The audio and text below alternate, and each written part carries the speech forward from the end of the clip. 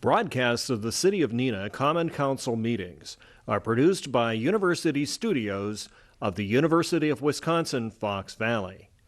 Neenah residents can get information about City Council meetings, City Committee meetings, meeting agendas, and other documents via the City website, www.neenahgov.org.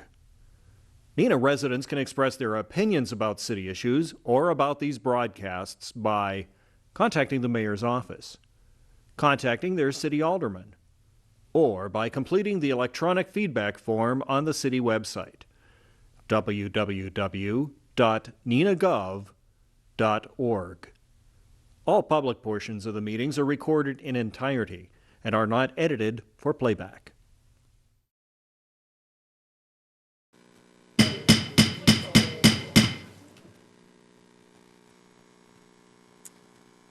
Good evening. I'd like to call to order the meeting of the Common Council for the special meeting and along with the budget public hearing for Tuesday, November 16th, 2021. Welcome everyone who is here, and thanks to the staff for coming tonight. First item of business will be the roll call, and clerk will call the roll, and members will sign in on the receiver in front of you. Alderperson Boyette. Present. Bates. Here. Hillstrom. Here. Lundrum. Here. Orchard. Here.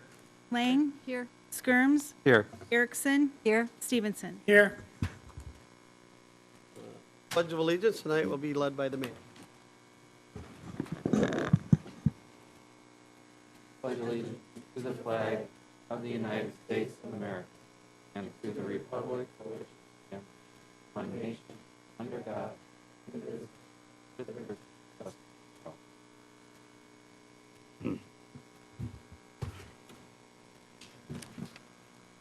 all. All righty. Second item of business tonight will be confirmation of some mayor's appointments. We have two appointments tonight, both for the Neenah Arts Council. We have Kurt Stein and Danielle Carls to the Neenah Arts Council. Is there a motion? So moved. Second. There's a motion and a second to approve Kurt Stein and Danielle, Carls to the Arts Council. Either one here? Danielle is here. Hi, Danielle. Would you like to come up to the microphone, Danielle, and just tell everyone a little bit about yourself and your interest in the Arts Council? Welcome. Sure. Hi. So yes, as you know, my name is Danielle Carls. I currently work at YouthGo. I'm the education coordinator there. So I've been there for about 4 years, and I also oversee all of the creative arts program. I have my bachelor's from UWGB with a major in design and studio arts. So arts are my passion, and I've brought that over into my work at YouthGo. So yeah, I'm just really looking forward to all of the opportunities. Well, thank you very much, and welcome. Sound like a natural for this. Good. Perfect. Welcome. Thank you. All right, so there's a motion and a second to approve Kurt Stein and Danielle Carls to the Neenah Arts Council. Is there any objection to unanimous consent? Any objection to unanimous consent? Hearing no objection, that's so ordered. That passes, so welcome aboard. Item number 3 is approval of the council proceedings of November 3rd, 2021. Move to approve. There's a motion. Is there a second? Second. Seconded by Borchert. First was by Carey, correct?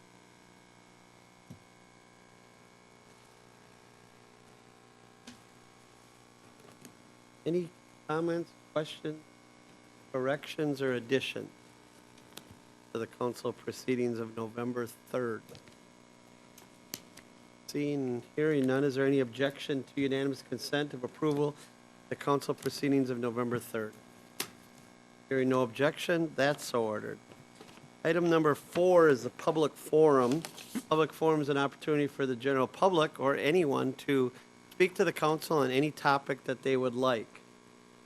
All we do is ask that you give your name, try and limit your comments under 5 minutes. Is there anyone here tonight who'd like to speak to the council under the public forum? Seeing no one, I will close the public forum. There is no consent agenda tonight. We do have some standing committee reports. Item number 7, the regular Public Services and Safety Committee meeting of November 9th, 2021. Chairperson Bates. Thank you, Mayor. The minutes can be found on the city website. Committee recommends council approve the city to negotiate a contract with Westwood Infrastructure for the engineering design and real estate acquisition services for the South Commercial Street reconstruction, and I would so move. There's a motion by Alderman Bates, seconded by Alderman Borchert. Any discussion or question?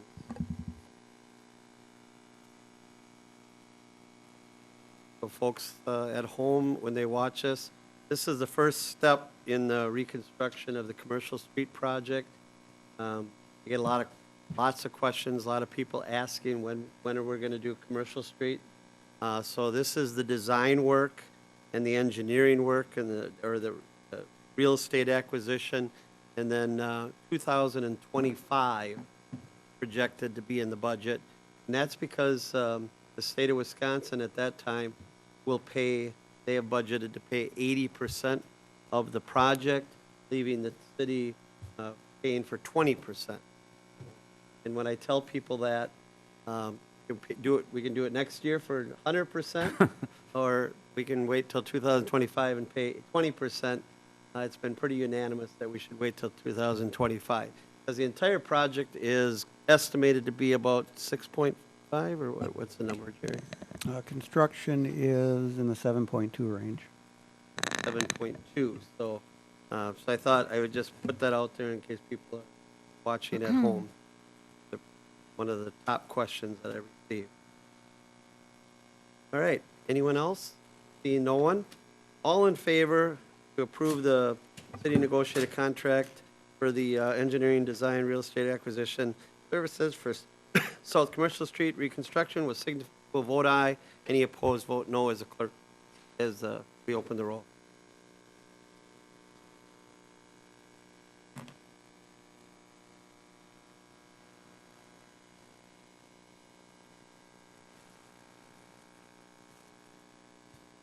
That motion passes 9-0. Thank you. There is no finance meeting. We move on to item number 8. Report of special committees and liaisons, various special project committee. The regular plan commission meeting, November 9th, was canceled. Moves on to the reports. First report, is there any report tonight from the CDA, Director Hayes? No report this evening, Mayor. Thank you. Alderperson Erickson, any report, library? I'd like to move the library board report to the next city council meeting because we will be meeting tomorrow night. That's what I figured. And the Arts Council, anything from them? Yes, the Neenah Arts Council met on November 10th, and the Neenah Arts Council City of Neenah photography contest is moving forward. There will be information in the winter newsletter on that, and I'd also like to say that we are going to participate with the Very Neenah Christmas with an art project downtown Neenah on December 3rd. Awesome. Thank you very much. Is that about 2 years old? 2 or 3 years old? Or more? More. Oh, wow. You guys have been doing some cool things, so thank you. There are no petitions, I believe. Any council directives? Moves us down to any new business. Any announcements or anything anyone would like to pass on this time?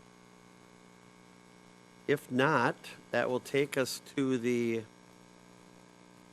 2022 budget public hearing. This will be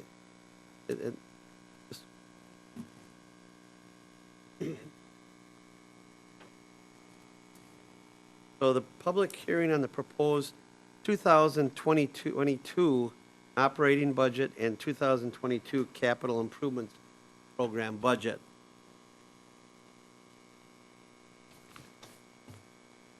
Anyone here? I'll open up the public hearing. Is there anyone here who would like to speak on the budget? Budget's been out on the website for the city for some time now, a couple weeks, and council's had 4 workshops. So, anyone here for the public hearing? Anyone here for the public hearing? Seeing no one at this time wanting to speak during the public hearing for the budget, I will close the public hearing. And, excuse me, and we will move on to item number 14, which is discussion and consideration of the public hearing and other matters relating to the recommended 2022 operating budget and the 2022 capital improvements program budget. First item of business is item number A. Before we do that, I would ask the council, go ahead. Well, is it appropriate to get the resolution on the table? Sure. I've moved to approve resolution 2021-17, adopting the 2022 operating and 2022 capital improvement program budget as presented by the mayor. Second. The motion by Alderman Stevenson, seconded by Alderman Borchert. So with the council's indulgence, I would like to just take a couple minutes just to go over some of the highlights and remind people at home some of the objectives and goals and visions that I had as I put this document together, and a few other things. I will try to be briefer than I normally. But there's a lot of work that's put into this budget. This budget starts in about July with blue folders with green sheets, and they're delivered to my office, and every department submits their request. And that begins the process, and from then on, it's budget all the time. And the opportunities to see what's in store and what the community needs, what the department's needs are, what the city's needs are, and try and put that document together with the help of Director Easker and others, including Council President Stevenson, a lot of staff that I talked to over time. But so I would just like to go over a couple of the highlights. And I was reading this today, my letter to you, and Marge always corrects these things when she sees them. It says, "It is my pleasure to present to you my 7th budget, 2022." I'd like to change that to present to you last budget, and unfortunately, but this will be my 7th and my last budget that I present to the council. I want to say that. It's really amazing to watch the process work and to watch the commitment and dedication that the aldermen have over my 7 years in perusing the document and trying to make it better and looking for ways to improve the document when it needs it. So I appreciate that. And tonight as we go through, I know there's a few amendments out there. We will talk about them. And if I feel strongly about something, I'll let you know, but we will see where things land. But I respect your opinions on these always, and I can honestly say that the 7 budgets the 6 budgets that I've done previously, I've been extremely pleased how you have helped me create the document that is moving this city forward. So with that being said, this budget's all about providing services. It's about staying within people's ability to pay their taxes. We are in the business of providing core services to our citizens. Everyone wants their garbage picked up. Everyone wants their snow plowed.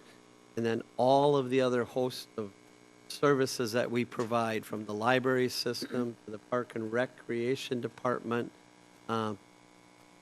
EMS, public safety, the finances of paying bills, fines, technology programs that are offered for the citizens to utilize to make their lives easier. And this year, like any other, is challenging. The state imposed levy limits, the state expenditure restraint program, all the guidelines that the state has put in place to try and keep property taxes down, some of which I was part of when I was in Madison. I like to tell people all the time that if I would have known I was going to run for mayor, I may have changed some of them back then. But we were able to do, once again, to meet all the guidelines, to make all the requirements of the state of Wisconsin. And so that's exciting. And this past year, and probably for a little bit of the future, we're going to still be dealing with COVID and the variant. And so the task of running the city and providing the core services is still going to have its challenges because of that. But you know what? Even during COVID, even with state-imposed limits, all you got to do is look around this community. North, south, east, west, corners of this city. All throughout the city, there's improvement. There's things going on. There's progress being made.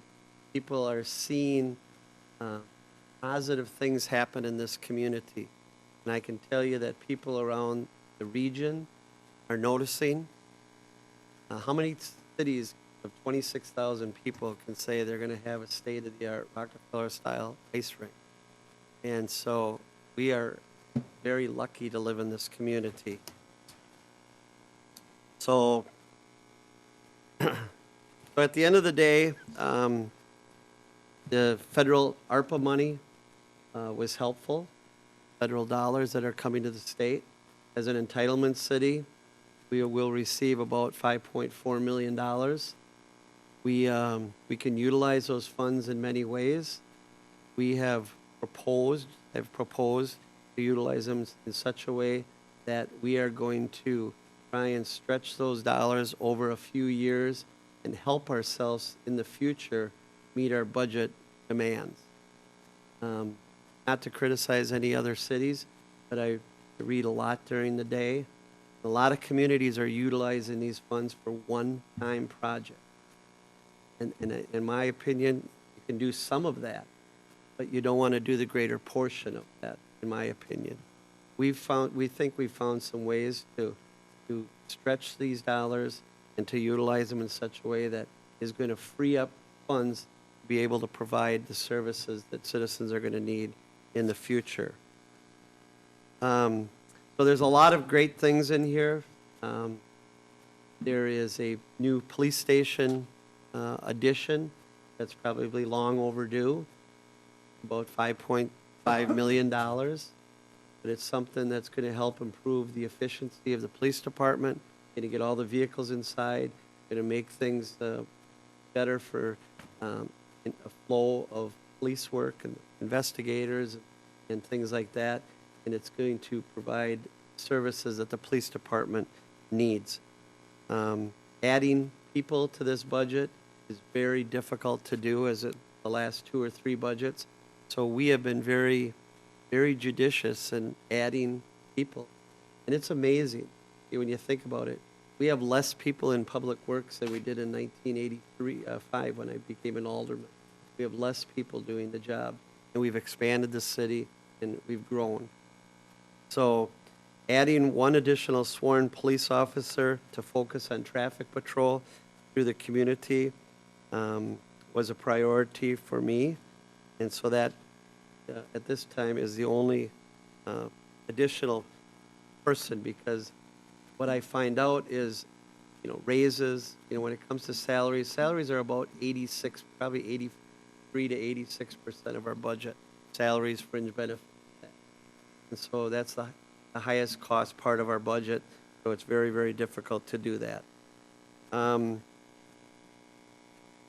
excuse me. So this year, and what we can spend to provide these services is all based upon growth. You have to have growth.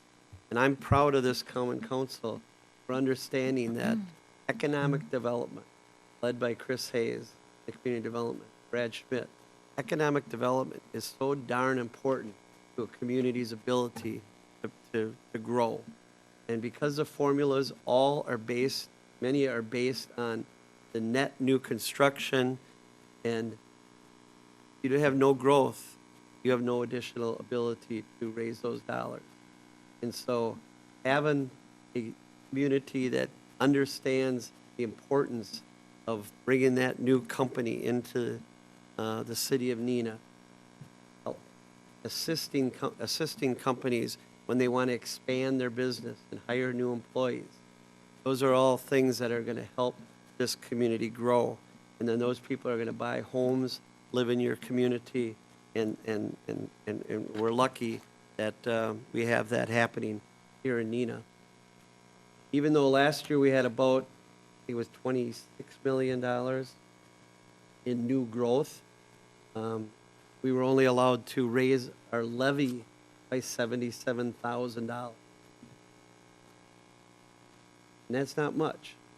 When you look at police, fire, I'm just pulling two out, public safety needs, the public safety needs for police and fire, the request totaled upwards of almost $496,000. So a $77,000 increase in the levy makes it very, very challenging. So at the end of the day, as proposed, the final estimated assessed tax rate, and these are close because of numbers may change yet from the state and things like that, or if we make changes tonight. The assessed tax rate is proposed to increase 1.71 for property owners. That'll translate to a tax rate of 8.53 per $1,000 of assessed valuation. That's a 14-cent increase, so it'll be about a $14.40 increase for every $100,000 of valuation. So if you have a $150,000 assessed valued home in the city of Neenah, your taxes for city purposes, we're one of three taxing entities on the budget, on your bill. The school district's 1, the county is 2, the city is 3, and the state technical college is 4. So, but for city purposes only, the owner of a $150,000 home will see their taxes increase by approximately $22. And I think that's people I talk to can live with that.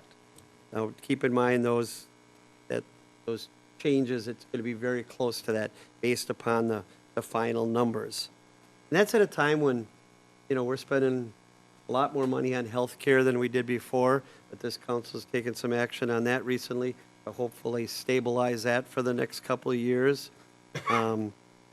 Salaries that are continuing to grow based upon market demand and looking at other communities, looking at other, the wage structure that's going on. That's at a time when construction costs are going up. So I feel pretty fortunate to keep the levy in that range for taxpayers. The capital projects portion of the document, we started out at over $23.5 million. And I can tell you, it was a lot less than that when I started 7 years ago. But this community is on the move. And if you don't provide the infrastructure, if you don't provide the seed money, if you don't provide the dollars to partner with progress, companies that want to do things within your community, you may lose out to them because of the competitive nature of other communities. So we're doing really well. We lowered that by about $7.6 million. We got it down to $15.8 million. It's important to note that I want people to know that while the Post Crescent may have, they reported that I took the parking ramp out. That is the case. I took the $5 million out, but I have not given up on the parking ramp. We need more parking downtown, and we are very, very close to finalizing a location for that.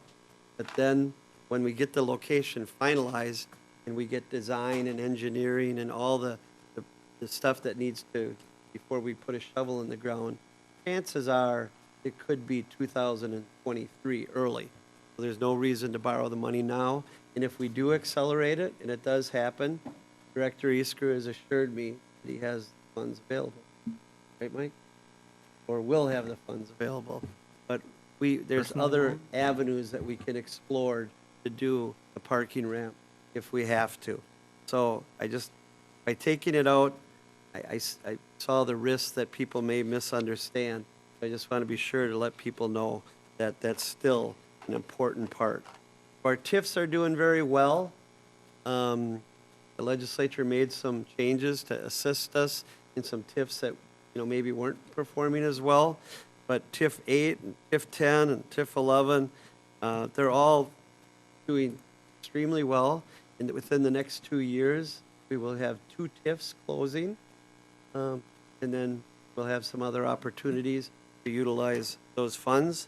And it'll also help the school district. It'll help all the taxing entities. So that's something that people that were here sitting in these chairs previous had the vision, and now they're closing, and that's going to be good for the citizens of Neenah. So we're going to continue with a aggressive road transportation schedule. I think we have 8 projects in there. I would love to do more because we keep falling behind. Gary assures me he's got plenty of work for many years to come with regards to that. We're going to buy a new fire truck this year of over $400,000 with our joint fire services.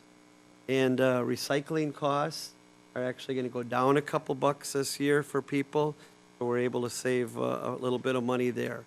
But a lot of progress is going on within this community, and I'm extremely proud of the job that you did. I think I counted about probably almost 12 hours of budget workshops that were put in by you and us to better understand the budget. I know a lot of aldermen came in and met with me, met with department heads to get a better understanding of the budget. And so tonight, we will go through the emotions and see if there's things that could make this a better document. At the end of the day, this budget is a collection of my priorities as our elected leader of this community. And I tell you, I try to listen to you. I try to listen to the citizens of this city that I have daily contact with and come up with priorities to meet the goals of what I believe is yours and mine as the elected representatives. So hopefully we'll have a good night here. I want to say thank you to the department heads and to the staff for your efforts, because you were up front with me. You know and understand what I'm looking for in a budget. I don't think anyone is trying to get things that they don't need or things that they don't believe that will benefit the community. And that's all I can ask.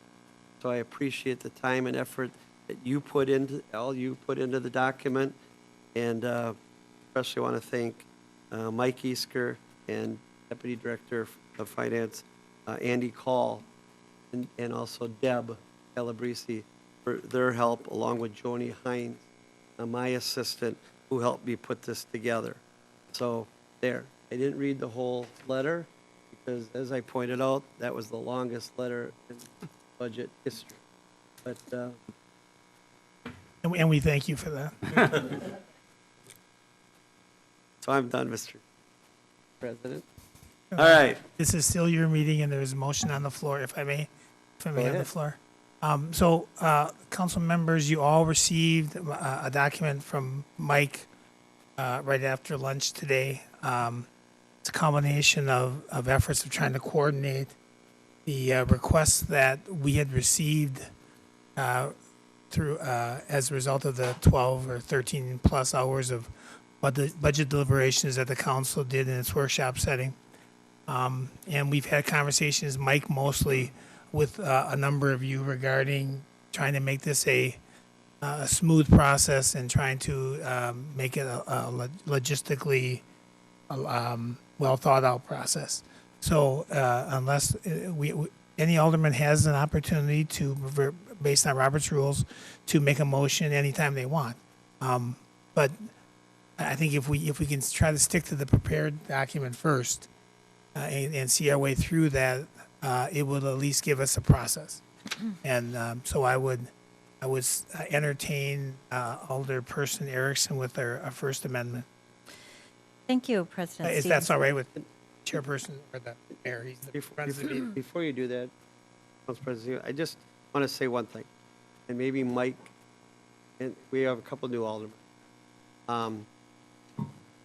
Changes to the, and I'm going to be frank and honest with you. I put this document together with things in mind like expenditure restraint, levy limits, those types of things. Those programs have spending limits, they have limits on revenue, and we are very razor thin on all of them. So any changes sometimes have ramifications to them. And so we have to be cognizant of those ramifications. One of the things that I'm sure Mike will not want to do, I mean, none of us will, we do not want to do anything that will jeopardize any of these things, especially expenditure restraint program. Expenditure restraint program brings in approximately $560,000, Mike? About $560,000. And the reason the state does that is they reward you for keeping your spending at a certain level. And so the city of Neenah benefits by $506,000. Now, you don't have to stay within those limits, but if you don't stay within those limits, then the state loses $560,000.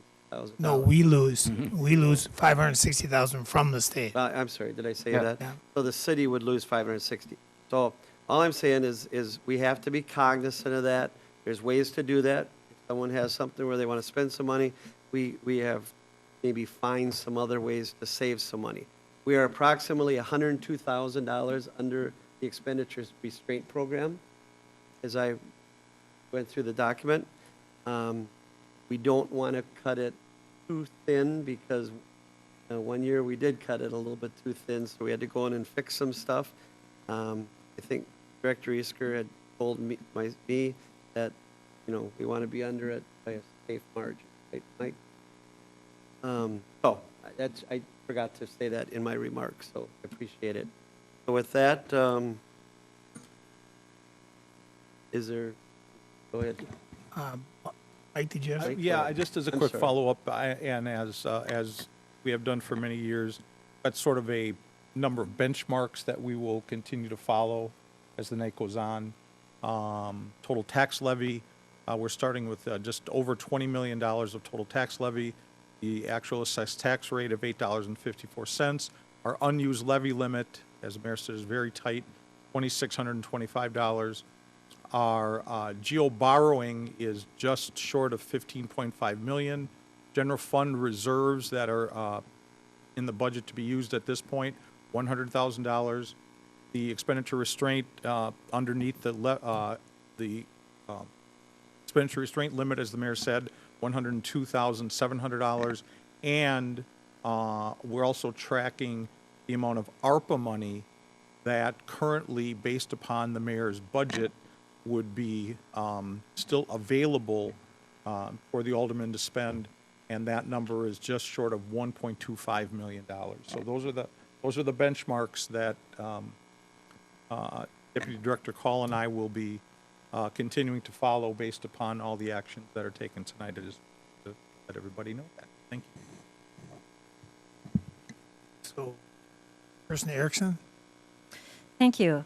I'd like to introduce an amendment to increase the police operating wages and fringes by $80,710 to add a police investigator position effective April 1st, 2022, and the cost to be funded by ARPA funds. The reason I have added this position, I think, is public safety is so important for our community. If we lose public safety, it is so very, very difficult to get that back. So I would like to propose that we increase this, or add this position to help the police stop crime and increase safety in our community. There were 3 positions that were presented by Chief Olson to the mayor. One of them was approved for the patrol officer. This position was cut, and I think it should be added back into the budget. The reason that the amount is $80,710 is that the investigator most likely would be in place on April 1st, 2022. So I'd like to make a motion.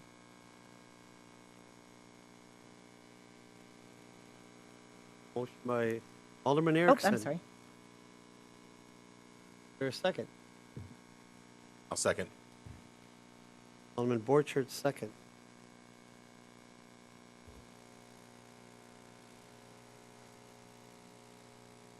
Alderman Bates. Thank you, Mayor. I guess this question is to Mike. Mike, this as a position would be normally under levy as an salary? I mean, other than being ARPA, it would have been levy, is that correct? Correct, or, theoretically, there could be other revenue sources, but under this circumstance, we're pretty limited, so that's correct. It would normally have come under the tax levy directly. And next year, it would be probably under tax levy. Correct, unless there was action to continue to use ARPA funds to fund it. Thank you. Alderman Stevenson. Thank you, Mayor. The first 2 items on our amendment list today are, I think the council needs to be aware of this, are both operating budget items that will affect, if both pass, will affect our ability to collect expenditure restraint dollars. We are at $102,000 under expenditure restraint. If both these motions pass to the tune of $130,000, we would lose $560,000 of revenue. Correct, Mike? Actually, look back, that the number at this year is $483,000. Okay, Just under $500,000. So we lose $500,000 of revenue. So I would strongly suggest, while I have the same passion to provide safety for all of our citizens, utilizing one-time dollars like ARPA dollars to fund a ongoing liability on the operating budget is not a prudent idea, I don't believe. And again, so I will vote against. I'll just shut up and say I'll vote against this. Alderman Borchert. Well, that's fine. It's a second. Vote to 10. Alderman Erickson. Thank you, Mayor. My plan was that we would use the ARPA dollars for 3 years, and then going forward, we would have to adjust our budget accordingly. But for 3 years, we have ARPA dollars that are available to use for this position. I think what is currently going on in the city, we need to increase our police presence, and it's so very, very important for our community.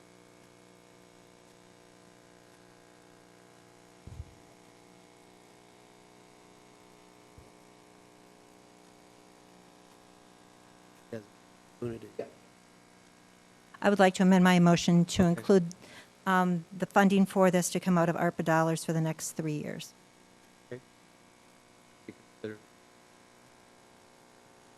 Ryan. I do. If I could, Mayor, maybe if I. Go ahead. Based upon the fact that we are acting on amendments to this budget, whether or not that is included in the motion, I don't believe has any significant authority moving, yeah, right. Right. I guess, so I think it maybe would be your preference.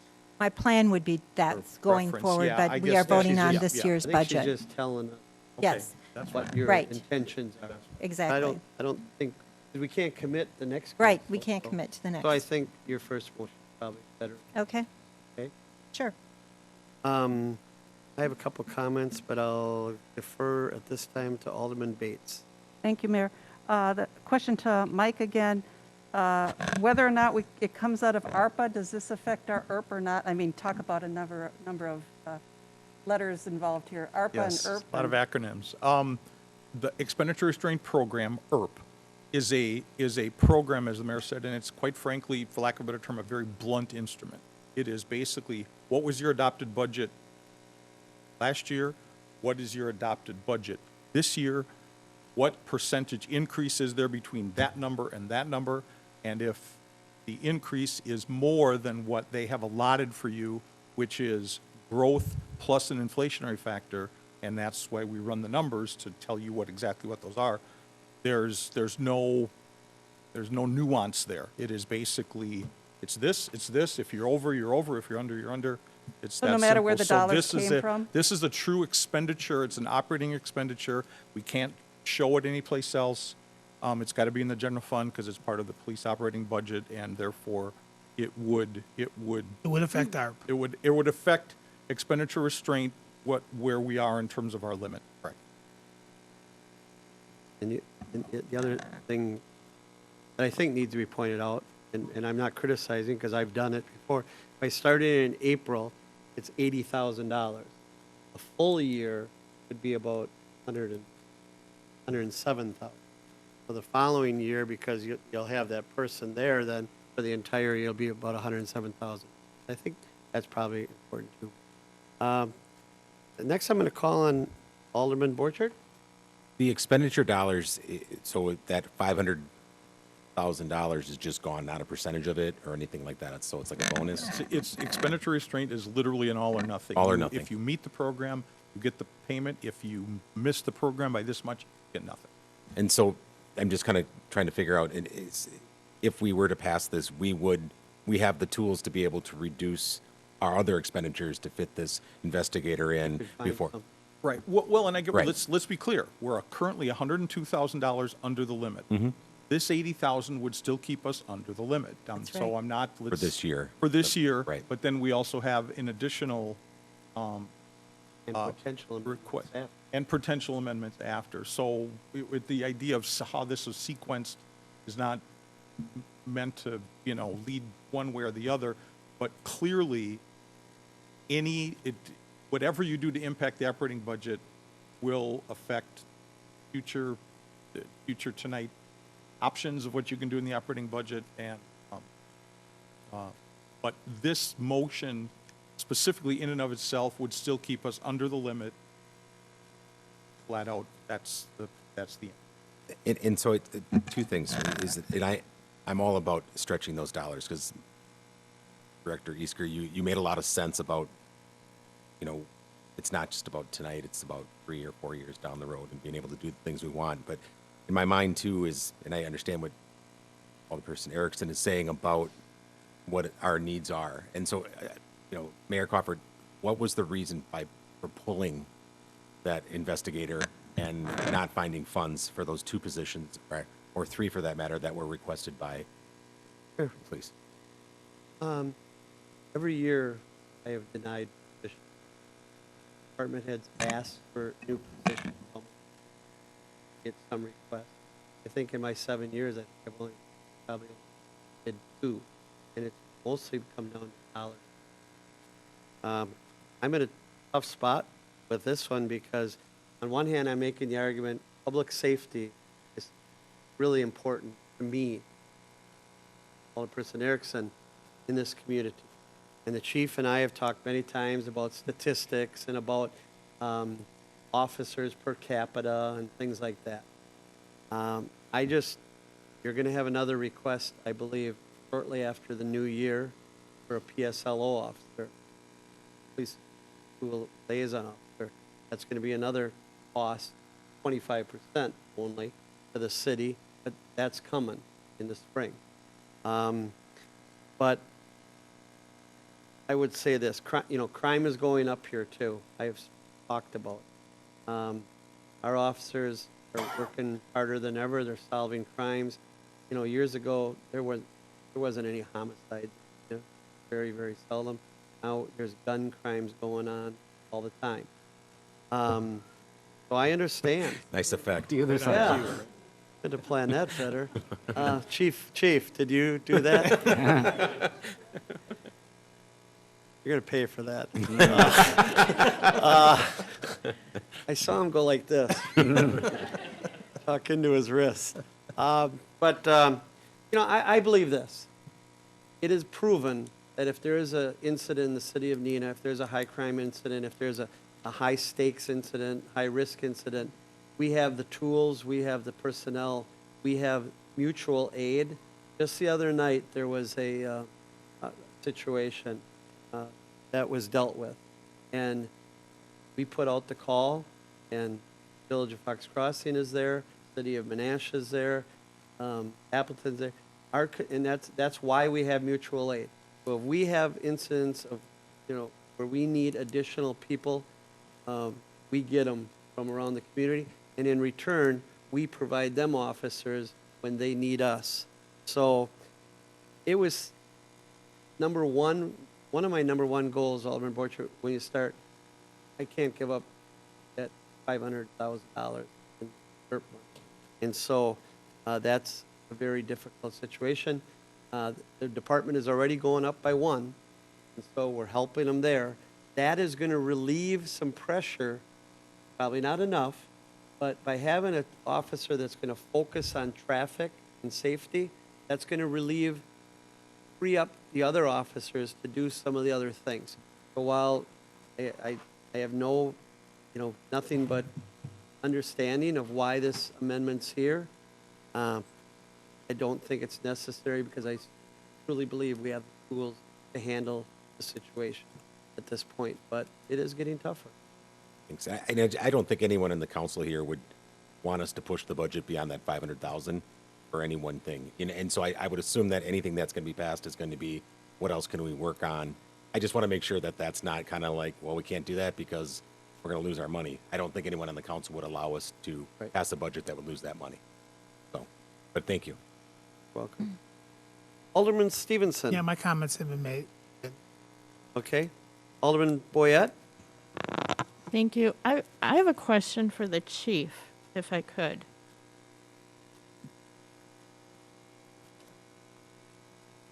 I'm going to put you in the hot seat. Excellent. There's 2 amendments tonight, and they're both for your department. If you had to choose, which one would you want? Or which one would benefit your department more at this time? Yeah, it's a very good question. They're both important. Yeah, it's a very good question. They're both going to be important. The mental health officer is more important down the road. I respect the amendment, but we're really probably not even ready for the mental health officer yet. We don't have a plan that's ready to go for next year. That's probably more of a 2023 or beyond. One thing I've told the council before is, we're letting all the other agencies who started that program fix theirs, see what's going to work, and then kind of see what's going to work for the city of Neenah. So short answer is we're not really ready for the mental health. Respect it being put in there, appreciate it, but we definitely need the investigator now. And to the mayor's point, our investigators do an unbelievable job with shootings and homicides, and unfortunately we're getting much better at those. But the problem we have is those take weeks of their attention away from all the other cases they have. So when we have a shooting or homicide, that could be 2 weeks of no other cases being worked on, and then they get that solved, and then they're so far behind that they can't catch up, and then unfortunately lately then another incident happens, and it just keeps compounding. And you stay backlogged. Right, so the crimes that are not shootings, if you want to say, or robberies, but everything else is getting so far put back in the back burner that the other crimes that are still very important to our victims in the city are not being worked on. Thank you. I So- appreciate your feedback. That helps me immensely. Any other comments or questions? I was going to say too that, I mean, without the ARPA funds, this would be even more difficult to do. More difficult. I'm also willing to bet that there's other departments out there that if they would have known we were going to use ARPA funds, they may have asked for additional personnel. One thing that's very dangerous in my mind is you don't fund ongoing programs with one-time money. And setting yourself up for a structural deficit. The two fastest growing departments for dollars increases in our city, police department was 5% money. Something like that. Regardless of what the percentage is, for us to sustain police and fire in the coming years is why we're doing what we're doing with the ARPA funds. Because Mike and I have both had many discussions, and I've had discussions with legislators that they are going to have to do something to provide a little bit of relief for police and fire, for public safety. They're not part of, public safety was not part of Act 10. They were treated differently. And that's not been too much of a problem, but they are getting different contracts and that than the rest of the city employees. And I have them, you guys know, take police and fire very seriously, and I've done what I can to help both departments over my years, probably more than any other department besides economic development. So, but it's very dangerous to use one-time money for ongoing programs. Think about your own budget at home. You wouldn't probably do that, but I respect the intent of why the amendment's here. Just don't think we should go at this point, but explore other avenues down the road, because Neenah is changing. The level of services. I carry my radio a lot. I listen to it a lot, and these guys are working hard. They are going from call to call. We spoke about this, so at some point we're going to need more personnel. But with the tools that we have in place, I think we can continue to be effective. All right. So there's a motion by Alderman Erickson, seconded by Alderman Borchert. All in favor of the motion will vote aye. Any opposed, vote no. Clerk opens the roll.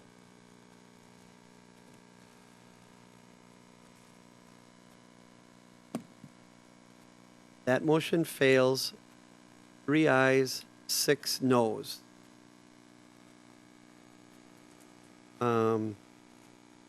Alderman Skirms. You have a motion. Thank you, Mr. Mayor. I would like to introduce an amendment to the budget that would provide some additional funding for the police.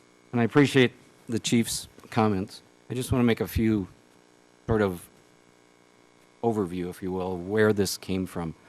I was made aware of a program that is providing help to our police forces, and it's a matter of providing the right resource for the right call. Right now, our police and fire are going out making calls on nonviolent behavioral health issues. So if that's alcohol, drug, mental illness, suicide, those types of calls that are nonviolent takes a great deal of their time. Madison projects that on average a typical call out will be an hour, where one of these behavioral health calls will take at least 3 times. And the chief or assistant chief can give example of it can go on multiple shifts of waiting for someone to be handed off to the jail or the hospital. So what I'm suggesting is this is not a new program. Eugene has been doing this for 30 years. Sacramento, LA, Denver.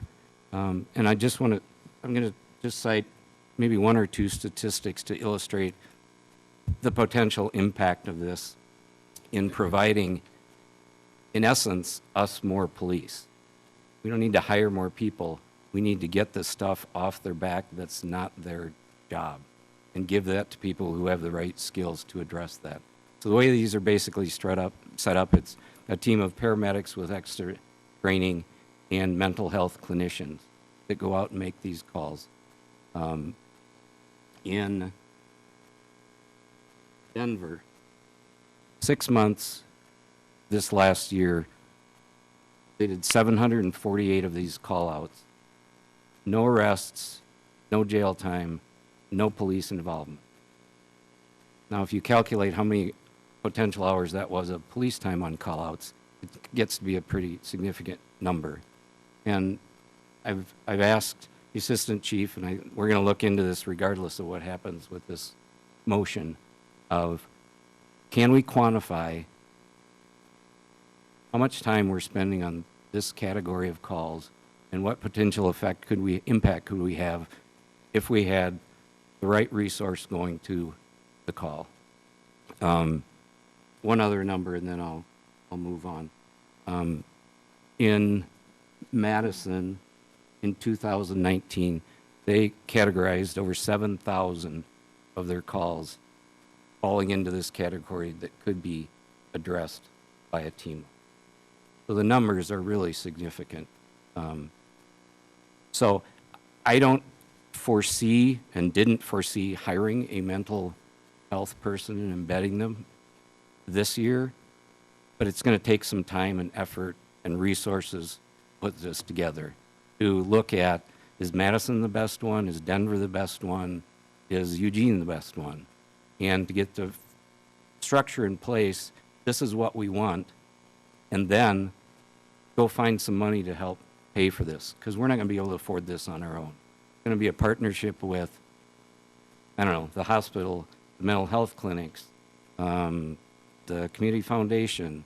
This is a community issue, and it's going to take community collaboration partnership to address it. But I don't want to just push this down the road and, well, we'll do this someday. I think it could really, one, help our constituents who are struggling with these issues, that they get a warm handoff to somebody who can actually help them, where the police only have basically two options: take them to jail or take them to the ER. And that's not what a lot of these people need. It doesn't help them. So, 50,000 is an amount I picked up. If the chief said, yeah, we could get going on this for less than that, or there is something we could do, I'd certainly be open to that. But I don't want to just kick this down the road until we can, afford the whole thing and gift wrapped and put it before the council and say, this is what we want. I want to get moving on this in some manner. Thank you. Thank you for your explanation. Is there a motion? Sure. I'll move to add some additional funding to the police department to explore the implementation of adding mental health resources to help them in the amount of $25,000 funded by ARPA. There's a motion to add $25,000 to the operating wages fringes of the police department to add police mental health service. And this will be funded by ARPA dollars. Is there a second? There's a second by Alderman Lang. We can discussion.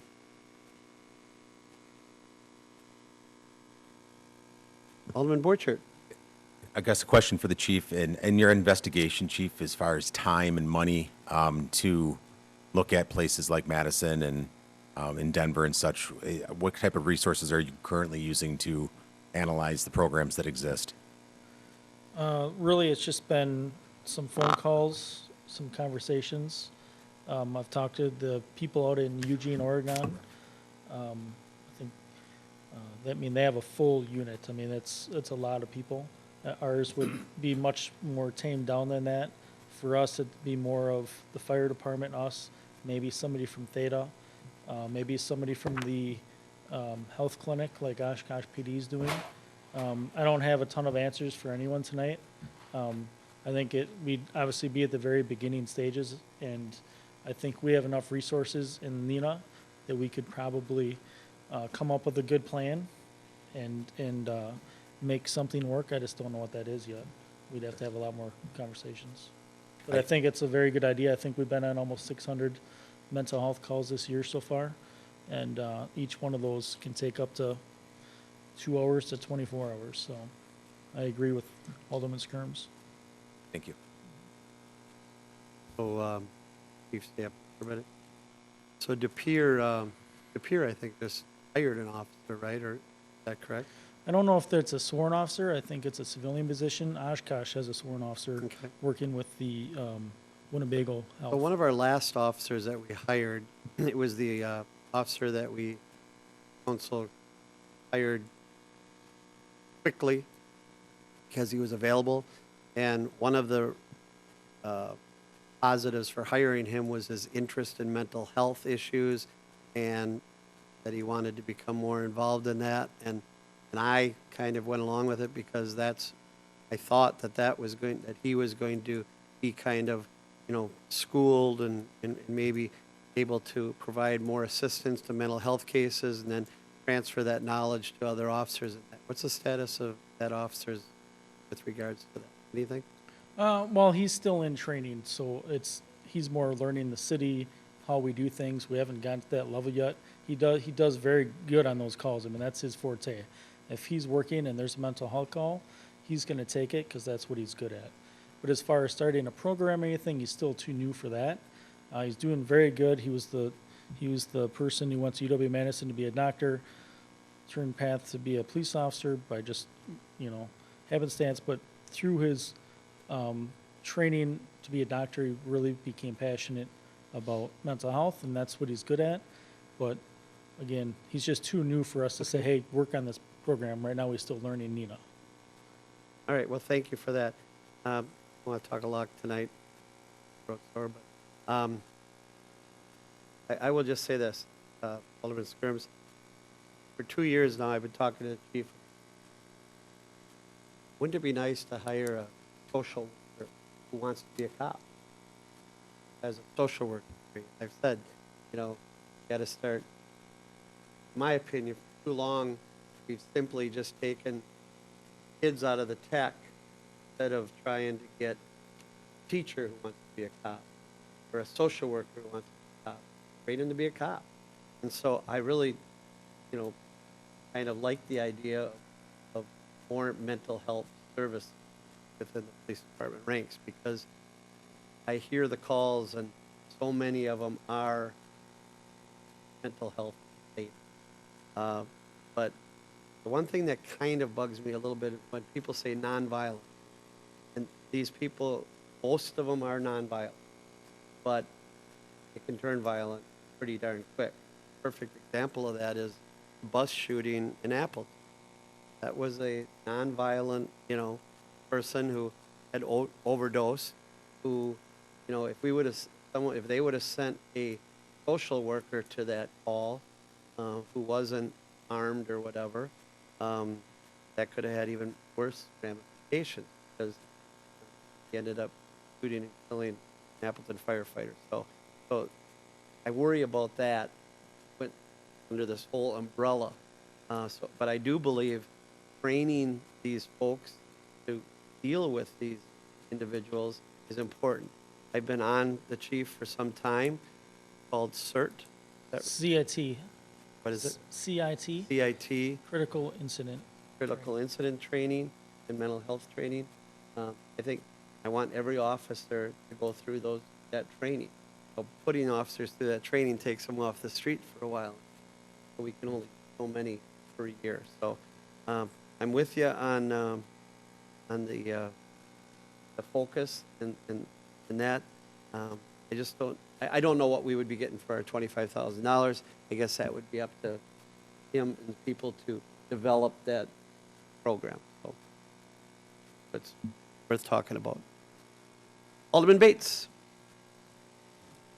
Thank you, Mayor. Two things I wanted to say, that if this doesn't pass, I think putting it in a council directive to the police department to look into these things, because I see a lot of different areas that I would be interested in finding out about, like whether a consortium could be put together. I mean, don't we have like a victims social worker that we pass between the different communities who's funding it this year, and then it gets moved around? So we do have.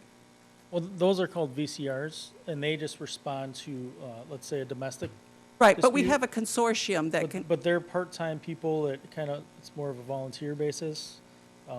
So it would be very difficult to use them for this. I They're didn't not- mean using them, but Oh, I'm something sorry. in that idea Yeah. where you Oh, have, sure. we might Yeah. not need one totally for ourselves, but somebody that could perhaps as a outside service or something to do that. And then, because if you have one officer that's trained in this, you're not going to call them in the middle of the night when they're not on duty. So do you have to fund 3 of them is the question.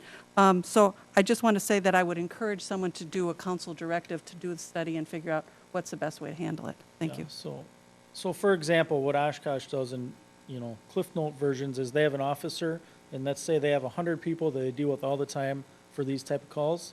He does a SARA plan on them, which is scanning, analysis, response, assessment. So basically, for every time that person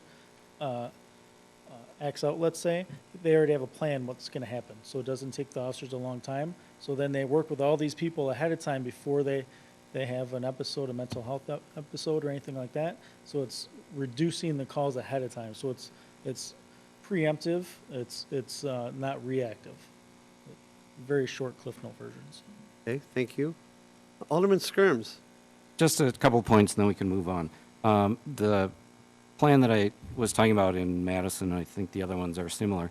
These are not police officers, sworn officers trained in mental health skills. These are mental health professionals and EMTs with extra training on crisis management, kind of escalation stuff. If there's a potentially violent, police officer would accompany them.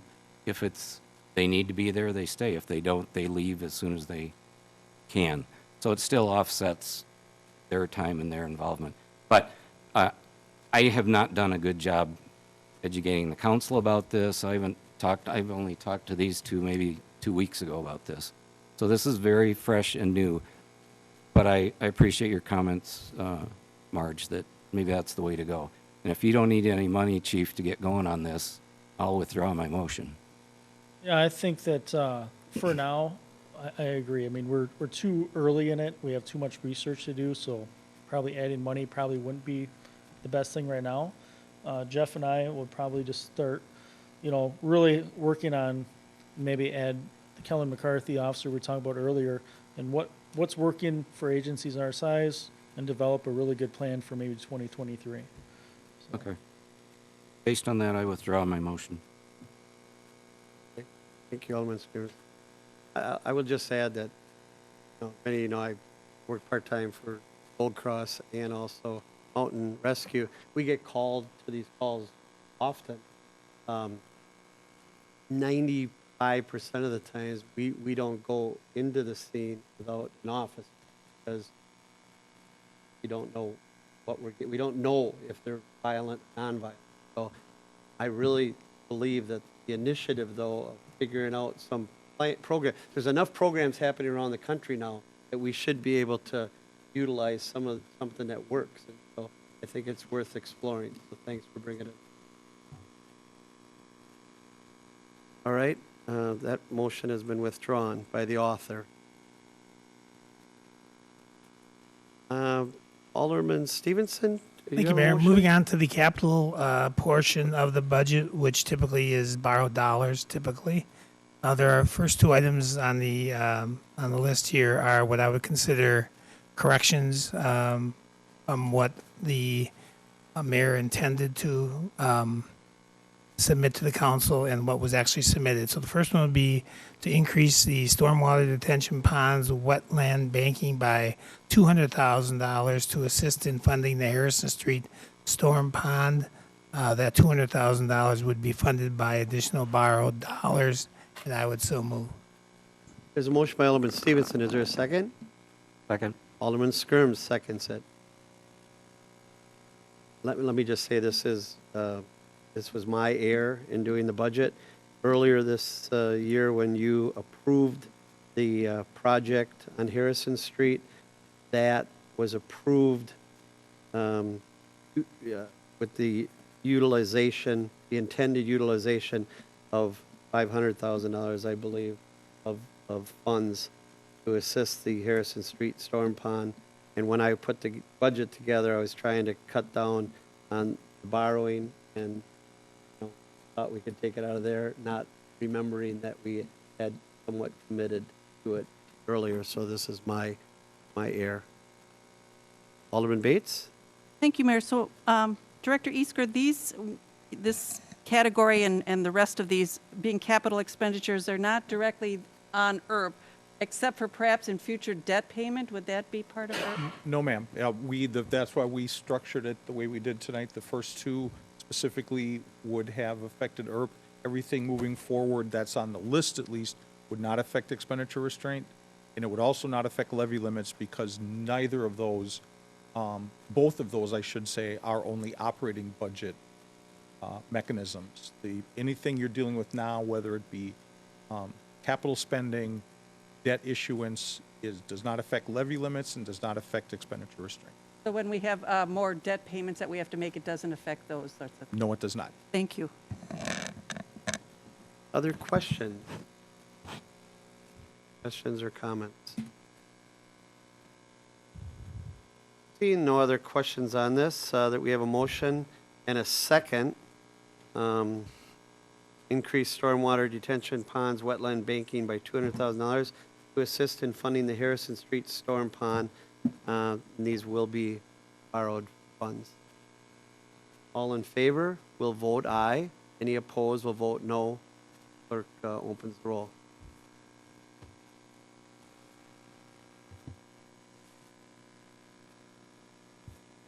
That motion passes 8 ayes, 1 no. Alderman Stevenson. Thank you, Mayor. Item number 4 was the oversight of moving the GIS functional office from community development to, from IS to community development. I told Mike this afternoon that I thought we could just pick up the office in IS and move it, but he didn't buy that. So I'll make a motion to increase the public facilities in the administrative building by $20,000 for construction of a GIS office in community development, and those will be funded by additional borrowed dollars. Shar, I need to be able to make a motion. There's a motion by Alderman Stevenson. Is there a second? Second. That's seconded by Alderman Hillstrom.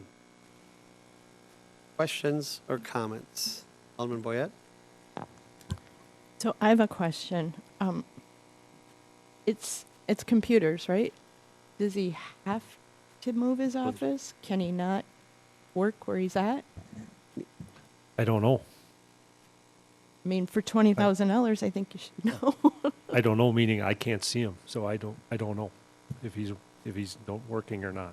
So What this is creating an office space for him to work in. And where does he work now? In IT, In an office space. yes. But does it really matter where his office space is in He's the going to building? be under the direction of Director Hayes. And I all understand. Yep. all the documents and that will then be moved up there to that office. But he's GIS for the city. He was before, yeah. Right. So everybody's documents will go to him, just like they do now. That's why I'm wondering, like, what is the significance of the office? How do we justify building an office? Why can't he work where he's at? We don't know what it's going to, this is Pat Benson's estimate of creating him the office space necessary to perform. So the To one have he, him physically located in community development. and I understand that. I'm just curious as to he's not able to do that in the office space he currently has. He can, but. So certainly that could happen, but I think the effectiveness of the position goes down without having direct interaction with the employee in the same office. So there's quite a bit of work that this position, parcel data as an example, typically comes from our office. Parcel number assignment, the number of initiatives that Deputy Director Schmidt works on. He's probably one of the more knowledgeable. I know Rick works closely with Jerry's office as well. It certainly can happen, but I think it's a much more effective outcome if the position is located in the department that it reports to. Okay, thank you. Alderman Erickson. I agree with Alderman Boyette. COVID has taught us that people can work remote, and by having an office located on a different floor and saving the $20,000 will be a huge benefit to the city. I just don't see the $20,000 being worth it at this time. Alderman Borchert.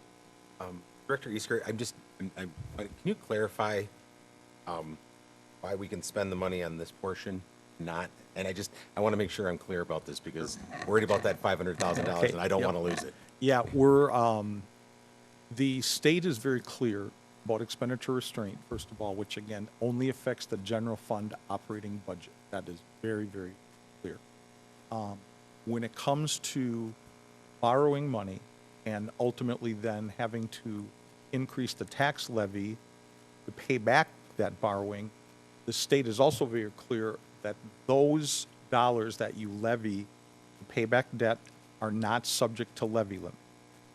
Only the operating levy limit is subject to levy limit. So again, we always have two things kind of toggling together, but it fortunately or not fortunately, both of them affect the city's general fund operating budget only, which is where all of the levy takes place and the expenditures for expenditure restraint. So you can rest assured that anything additional would not affect either one of them.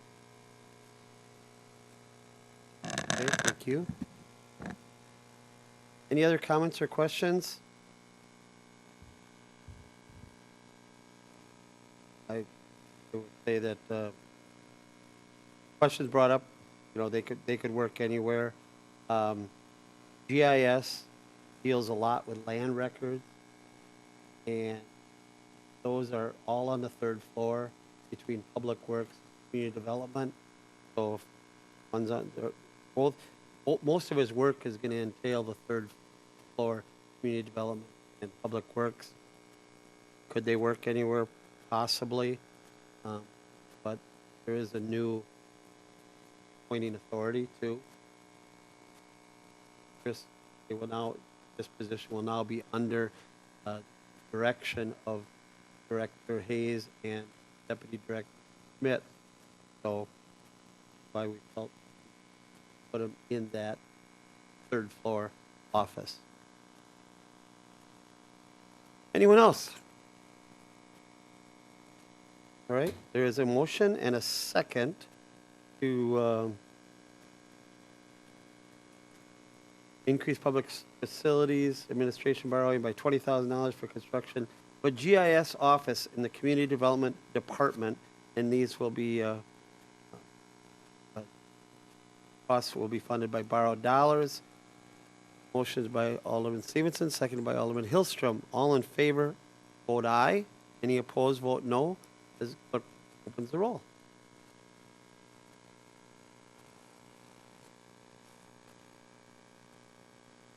That motion passes 5-4. Item number 5, next on the list. Alderperson Hillstrom. Thank you, Mayor. This item, the night vision drone, is located on page 332 in the budget book under the police department, item number 6. It was originally in there at $4,000 department request, and the mayor recommended. The price of it is increased to $7,500. And so I'm going to make a motion find that additional money, $3,500 from the preparedness grant funds that we have available, which fit this very well. And, this has become more and more a necessity for the safety of both police and fire. And saw something on the news one night from Fond du Lac where they were trying to find somebody who was evading the police, and he was in a wooded area. And they were able to use their drone to go out there and find him and not put the policemen at risk trying to find him. So it's a real safety issue there. And for fire, finding hot spots or where people are in buildings, this can come in very handy. So I would like to make the motion to get this extra $3,500 from the preparedness grant available to us.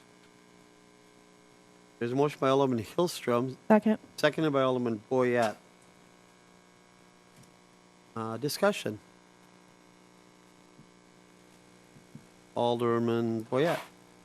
Thank you. I just wanted to agree with what Lee said. I think it would be an asset to the community for both our services. So I think this is a wise spend. Thank you. Anyone else? Comments or questions? Seeing none, all in favor of increasing the capital equipment police budget by $3,500 to fully fund a night vision drone at a cost of $3,500, and that will be funded by existing preparedness grant funds. I will tell you that that fund will have approximately $58,000 left after this. Before this. Before this. So the fund has $58,000 before this expenditure. All in favor will vote aye. Any opposed vote no. Is the clerk open?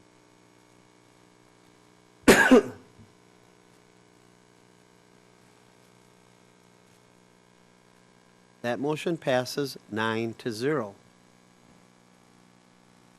Item number 6, Alderman Stevenson. Thank you, Mayor.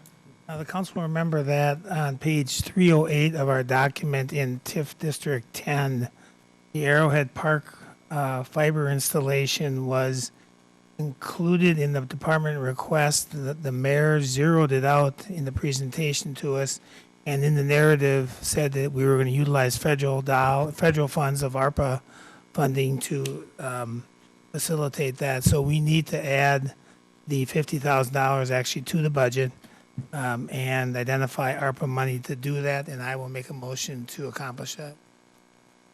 Alderman Stevenson moves, seconded by Alderman Orchard. The mayor will add that, this is, as explained, my intent from the beginning, President Biden and that Congress, part of their impetus for utilizing these funds, the strong emphasis broadband, expanding broadband and fiber, and so I thought this fit the utilization of those funds, and this was probably one of those things doing it at 10:30 p.m., 11 p.m. instead of stopping the clock. So it was just an error on my part.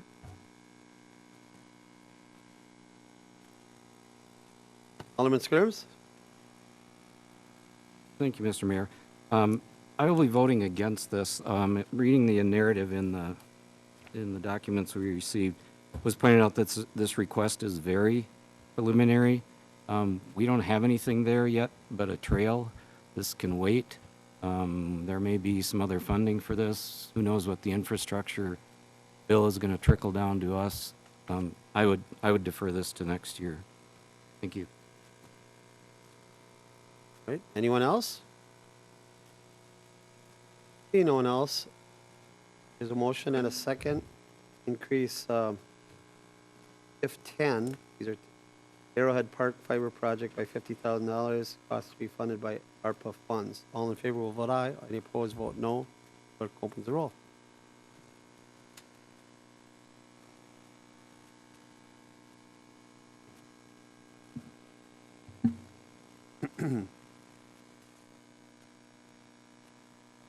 That motion passes 6-3. Moving on, item number 7, introduced by Alderman Lundrum. Thank you, Mayor. I'm just reducing our annual stipend by $5,000 down to $25,000. They can use their endowment or however they see fit, monies for the non-building maintenance or non-building capital that they want to do. And that's it, 25,000. All right, there's a Thank you. motion by Alderman Lundrum. Is there a second?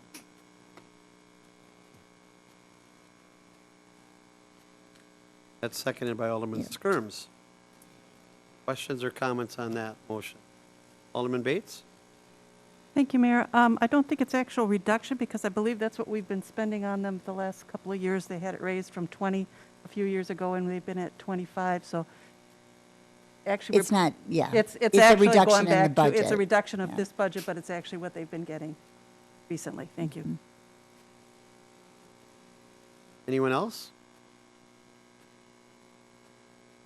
Seeing no one else, all in favor will vote aye. Any opposed, vote no. Clerk will open the roll.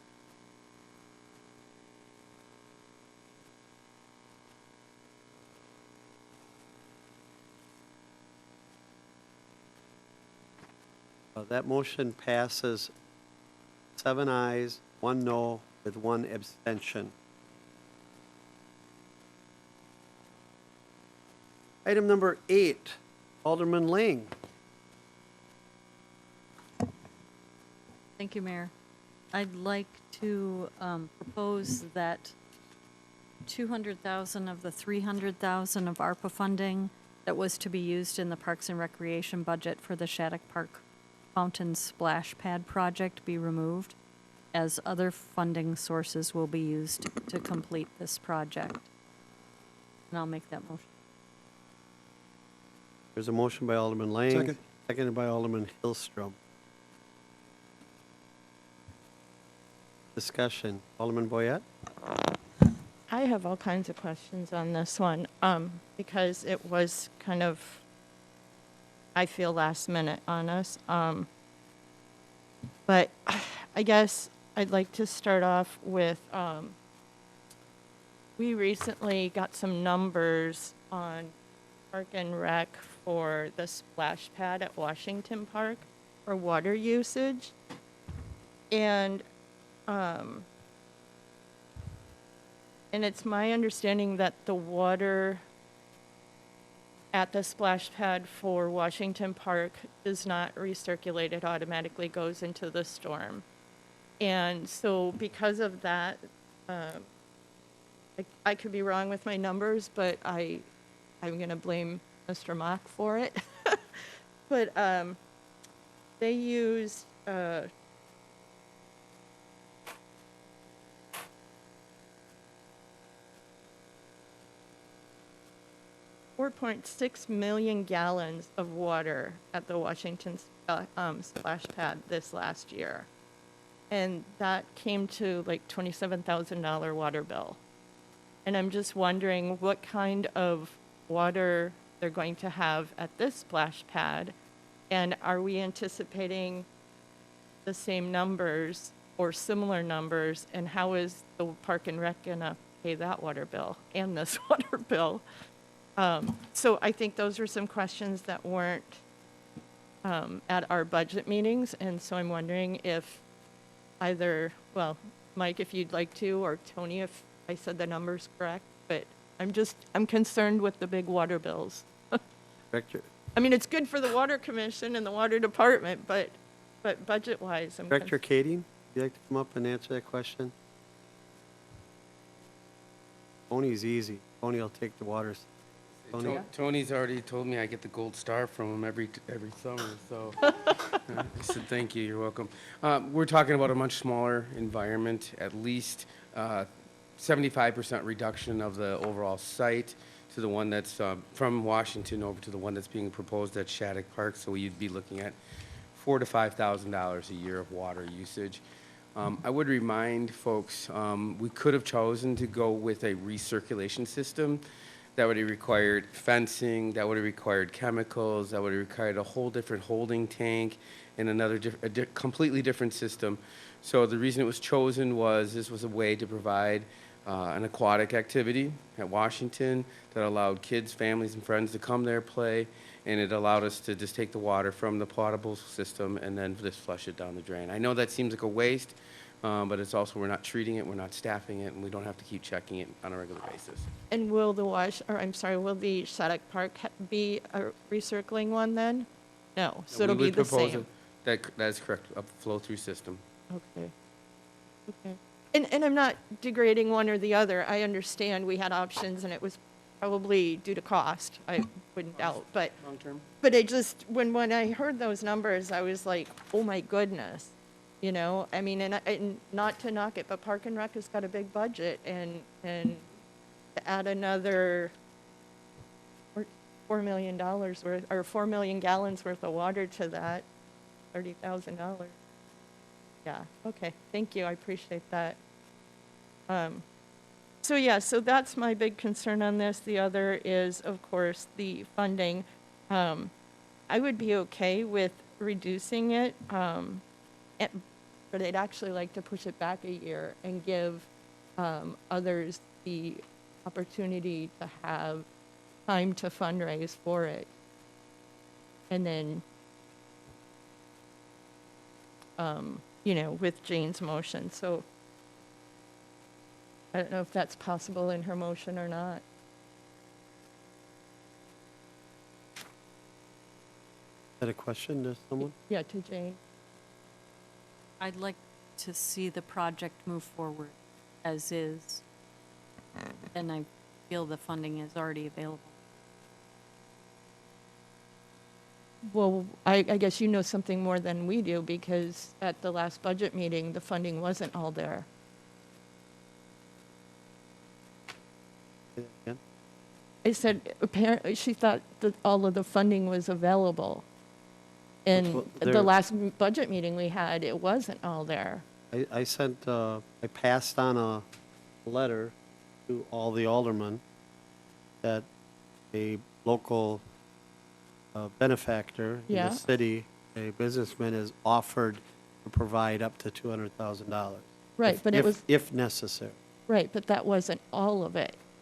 Then we had talked about other ways of fundraising to pay for the rest of it. Well, the opportunity for fundraising is always there, but I think the discussion was, there probably was no other fundraising arm available, so, at this point, so, So am I not doing the math right then? Because this is a $300,000 budget item, and we have 200,000. We're still short. Well, let's go back to, there is approximately $300,000 of previously borrowed funds that are being carried forward for this project. The mayor's budget anticipated another $300,000, of which he proposed it would come from ARPA money. So the project itself is $600,000, $300,000 from previously borrowed, $300,000 proposed from ARPA.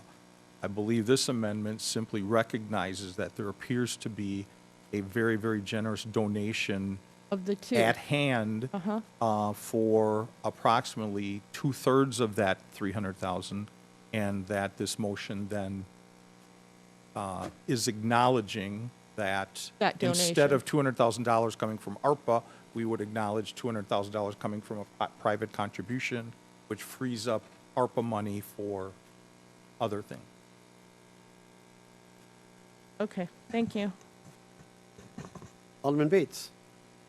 Thank you, Mayor. And I also believe that there is a chunk of money that's not going to the splash pad. It's also to repair the rest of it, so that the generous donation is going for the splash pad in kind of my mindset, and the rest of the money from the city is going to repair the other areas around the park. I think that's a adequate, correct explanation.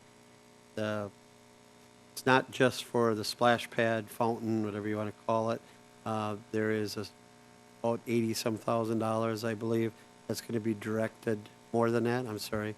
That is, part of that total 600,000 is going to go to fix the concrete work underneath the Shattuck Pavilion and to the splash pad. So a significant portion will be utilized for that also.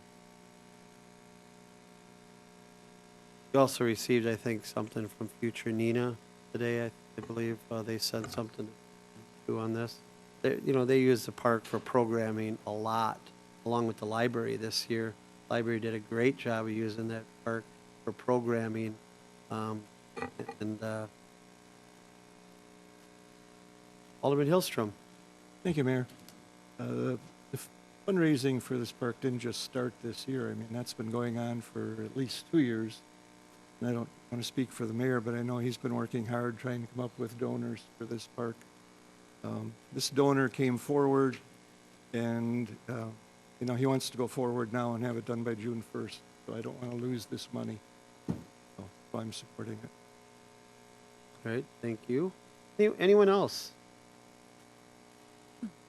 Alderman Stevenson? Yeah, just so we're clear, the motion on the floor is to keep the project in place, but reallocate ARPA dollars that the mayor had identified and replace it with a gift that he also identified that it may be coming.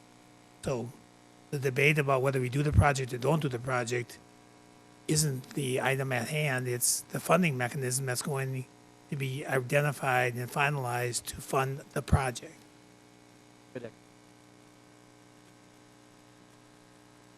All right, anyone else? Seeing no one else? All in favor of the motion to decrease the public facility Shattuck Park Fountain Splash Pad ARPA funding by $200,000 and increase the private donation funding for project by $200,000, will vote aye. Any opposed, vote no. Clerk will put the roll.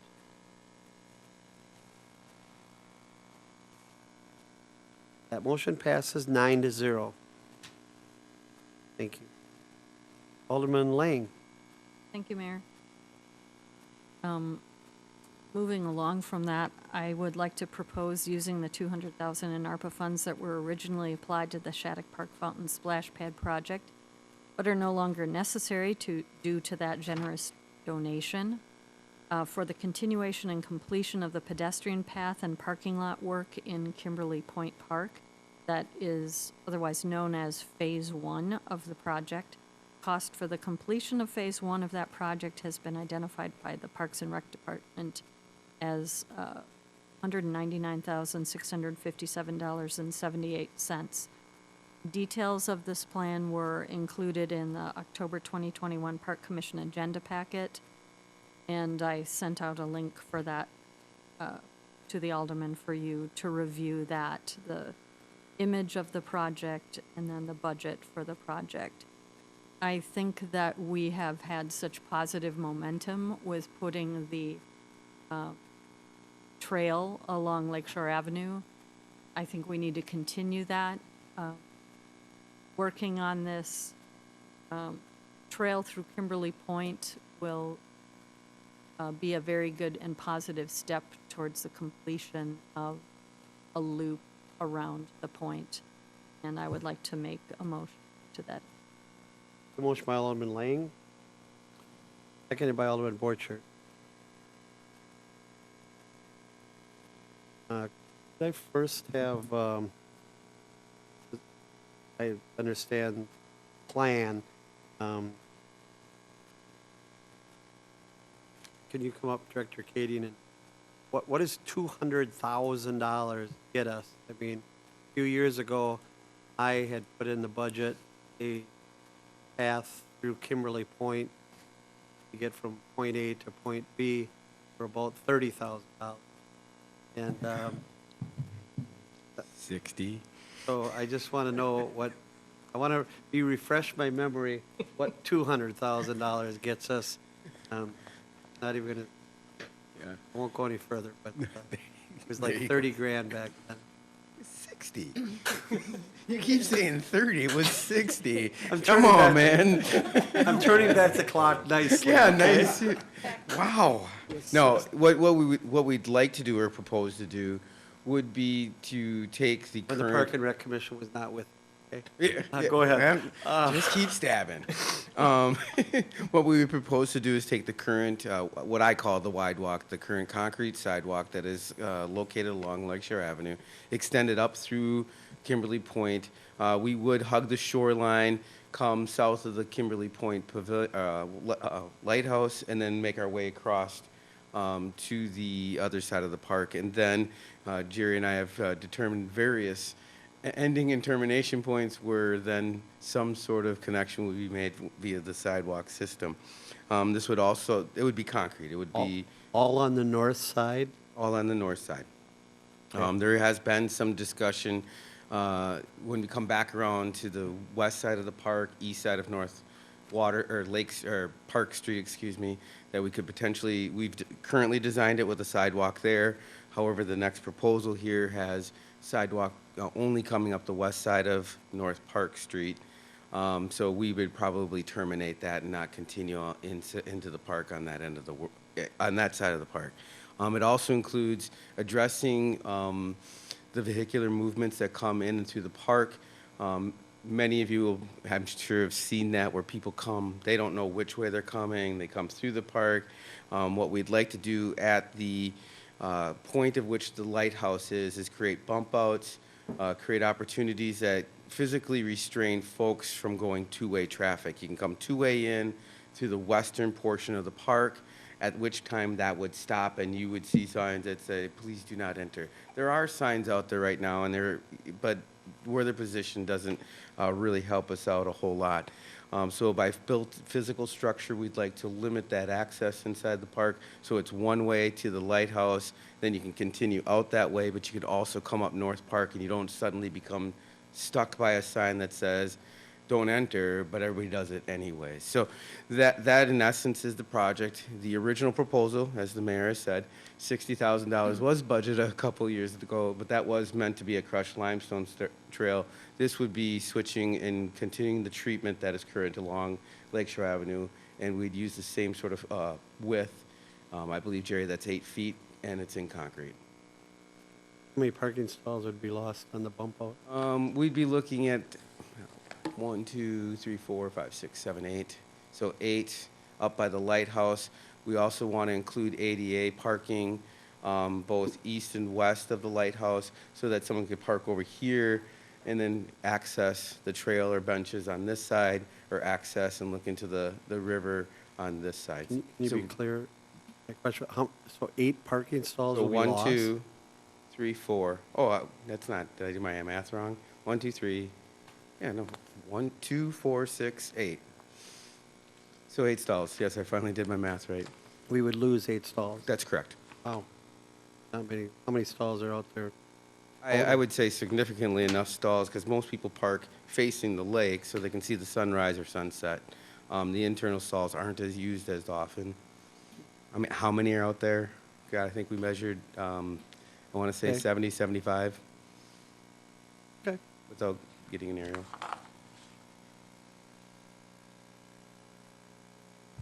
Okay, good. Alderman Bates. Thank you, Mayor. Mike, so I'm sorry I missed some of this. So this would connect directly to the Lakeshore Trail on one end, and it would be possible to link up on the other end to a sidewalk along North Park as well? So it's the whole loop? Correct. We come up around the entire outside of the park, the Right. water side of the park, come and terminate at a good point for both Jerry and I to help us meet up. And then, so we wouldn't need to touch anything on the internal park, is that correct? The current concept plan has us coming straight south on what I call the west side of the park, east side of North Park. So I along call it that the area. internal side, yeah. The internal side. But we wouldn't have to do that. Okay. And if we're not going to extend the sidewalk up the east side of North Park, I don't see that we would need to do that. Okay, so, all right. And then the other question I had, or the other statement I had is a few years ago, I remember when the mayor had put this in the budget, There were several aldermen that, the reason they didn't vote for it then was they said they wanted to make sure that the Lakeshore Project Trail got done. And I'm just encouraging people to say that that's a big success. And there's, I think, probably more people walking there than perhaps have done in the past. And I hate to see them walking through the parking lot when they get to the end. It looks scary. Thank you. Good, thank you. Council President Stevenson, go ahead. Yeah, thank you, Mayor. So, Mike, I clicked on Jane's link to the did the commission pass the consent? I'm assuming the commission passed the master plan. Commission accepted phase 1 and recommended to staff in the future to budget for the additional studies of the building and the seawall or water treatment areas where the water and the shoreline meet. We didn't have sufficient scope of services, nor do we have enough information to make a recommendation to what sort of treatment should we put along that edge to preserve the land by the lighthouse. So once the commission took action at its something, did the council see that? Did we see a presentation on that? A presentation on the concept plan? No, Yeah. you did not. Okay. So, I'd really like to understand, back a couple of years ago when we were gonna use fines and gravel, build a $60,000 path, what the cost today would be to create that same path with a hard surface like we would to, because I might have been one of those alder persons that said I would vote for it once we had something to connect to. So if we want to build a path, only the path, and to connect it around either on the east side or the west side of Park Street, what would that cost us? I'm not sure I'm quite... A couple years ago, it was going to cost us $60,000 to put a gravel path to connect a non-existent path to the west side. Now we have a path to connect to, and we want to make it hard surface. Correct. So if we want to build just the path like we would have, we talked about doing a couple years ago, what would that cost us? I do not have that number. Well, I think it might be 80 grand based on what I'm reading in your proposal, because it says hard surface reference here, but I can't tell if that includes, it just says hard surface. So I don't know what I'd really like to know how, it just kind of concerns me a bit that now that we were successful in creating the Lakeshore Drive path, that we now have this grandiose need to expand Kimberly Point so quickly, when a couple years ago we were trying to match up the two projects.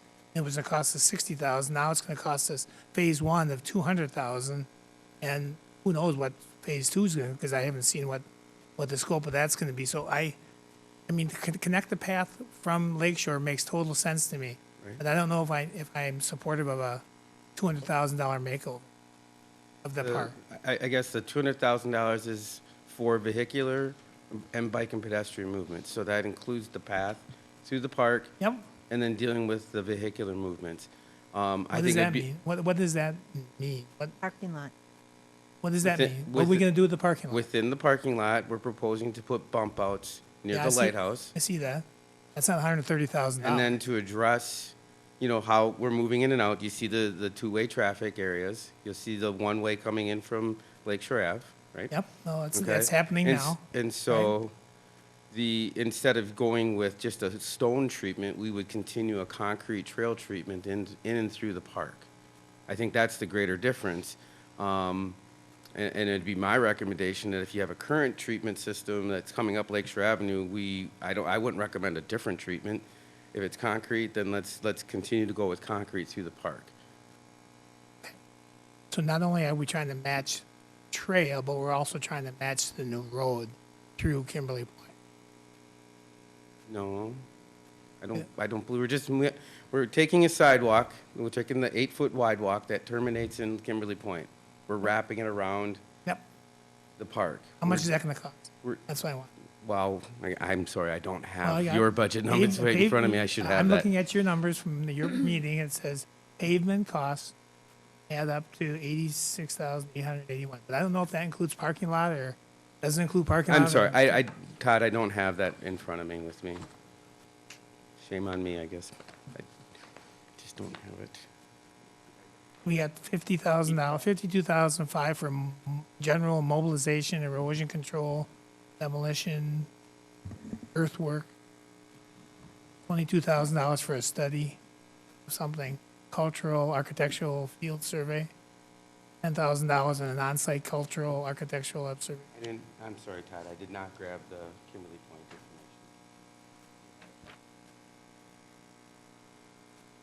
It's on page, it's on page 14 of that meeting agenda.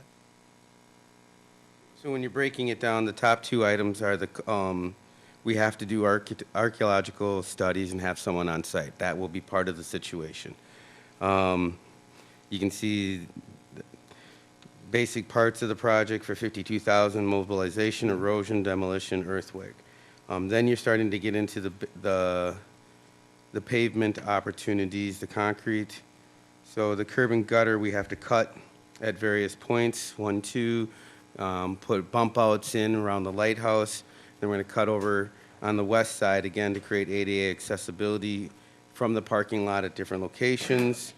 So to try to separate regulatory signs is going to be street.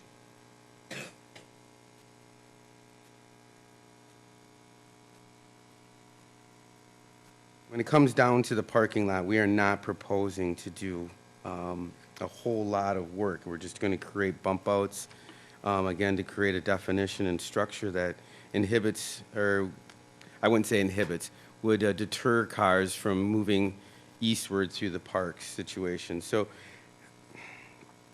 really, Todd, I would say mostly that $86,000 there is really much to do about the trail work. So our intent is to, because currently we try to stop traffic at the north end of Park Street, right, with a do not enter sign? We certainly try to, Right, yeah. and it doesn't So now our work. attempt is going to try to stop them at the bump out. That's correct. Bring them into the park, give them an opportunity, narrow that down with bump outs on each side, calming circles. I guess I could think of the downtown area, right, where we have the crosswalk. We bring those bump outs out, it slows cars down and makes them look. That's the proposal to be done inside the park.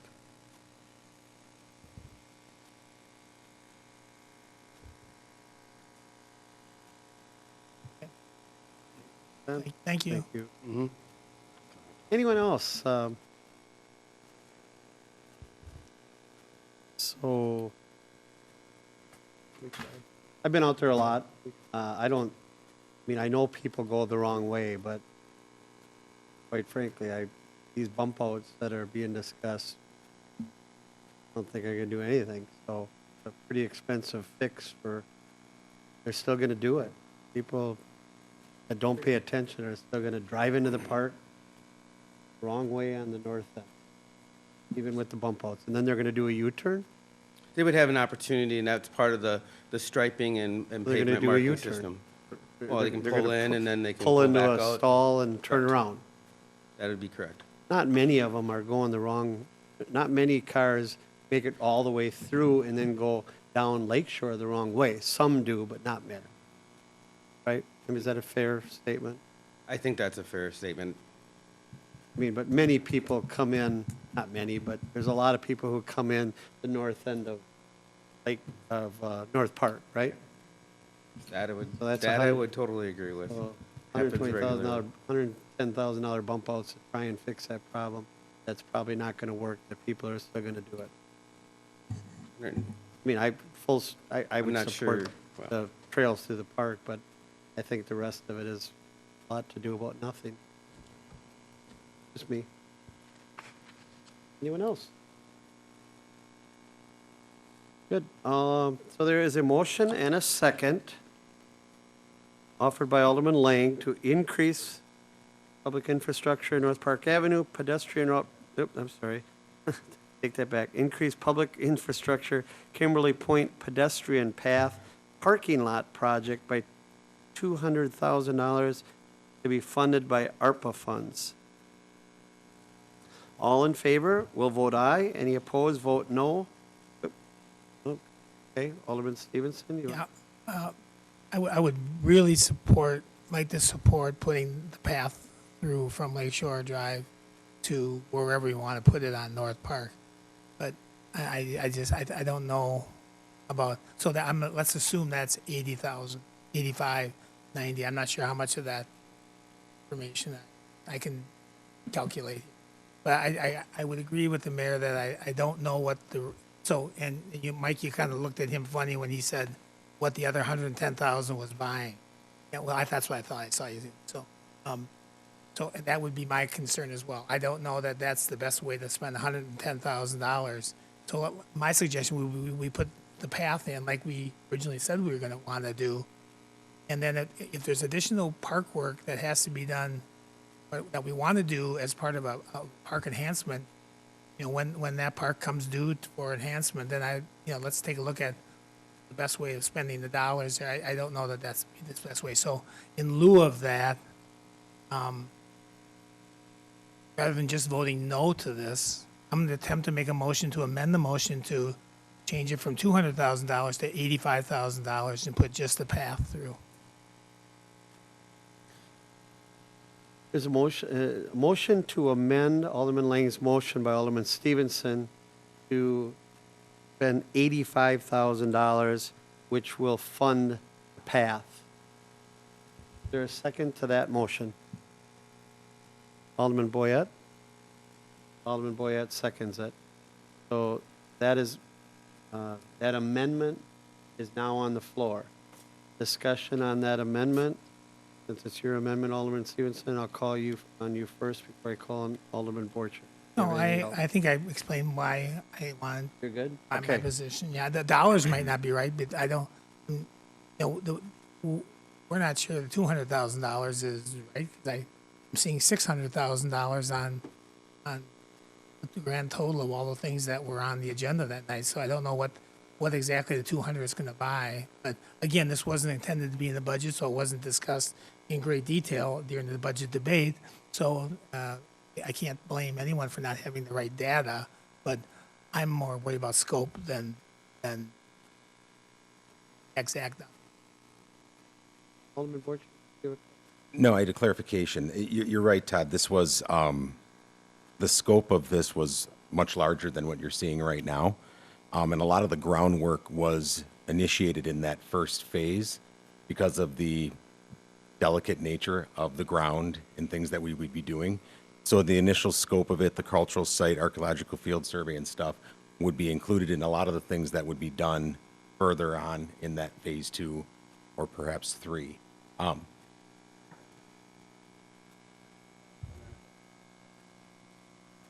on up to the microphone so that people back here. Very much. Lessons learned from when we went down Lakeshore Avenue is we have to bring an archaeologist on site, on board during our design process. That's what those dollars at the top there, Brian, are. Right. And then we have to have someone on site whenever we're doing construction, so that's going to be part of that process. Okay, I thought that's what I was saying. I'm sorry if that was. Oh, I'm sorry. I thought that you were referring to those other dollars that the commission directed staff to include in future budgets as far as studies when it comes to the lighthouse and then the shoreline treatments. My apologies. That's okay. No, so when we just say, if we're just going to put $65,000 or $80,000 in there, then that wouldn't include some of those other things that are needed to be able to put that path in. Am I correct? In order to do the path, I think the dollars are flip-flopped here. To say the path is only 85,000 and we're spending 110 on the parking, I believe that's incorrect. We're talking pavement treatments, we're talking some hash outs, and we're talking some signs. We're talking about a little bit of concrete to create some concrete bump outs. The majority of the infrastructure of that 200,000 is required for the pathway system, not for the parking lot. So by altering the budget tonight to 85,000, I can pretty confidently tell you right now we cannot complete that project. What do you need? I'd say 175 For the path. for the path. That's again, we're talking all concrete, we're talking the base, we're talking the archaeological, we're talking the design and engineering work to get that through the park. Can I ask a question on the archaeological? What's that? Can I ask a question on the archaeological? We ended up spending $180,000 of unanticipated funds on Lakeshore. Is there any chance that we could build a path and have to spend money on archaeological similar to what we did before? And I'm going to direct that question first to the city attorney. So the path, if the path follows the same idea that we did on Lakeshore, we need an archaeologist there. However, it will not be expensive because the path is actually above the ground level, and we wouldn't be excavating below that level where we would find anything. So if you recall on Lakeshore Avenue, the majority of our problems were not with the path. In fact, I don't know that there were any. It was all with the roadway where we have to excavate lower. So yes, an archaeologist needs to be involved. I don't necessarily know that an archaeologist has to be there every day. I know with Lakeshore Avenue, we told them where the path was going to be and how high it was going to be, and they said, okay, go for it. If you find something, let us know, because it wasn't that depth. So just the path, I would not anticipate there being substantial archaeological costs. I thought the reason we had to do this because there was a minimum 1 mile or something of path. No, now that it's been... So this doesn't meet the minimum, does it? No, so now that entire point is considered a sensitive archaeological historical area. So if you dig anything, even if you're a homeowner and you dig something, you have to get the State Historical Society involved. Okay. I don't have an answer about the bump outs, though. Once you're actually going to be digging more into the concrete, if you're not building something up, that might be more intense with the archaeologists, but the path itself was not an issue on Lakeshore.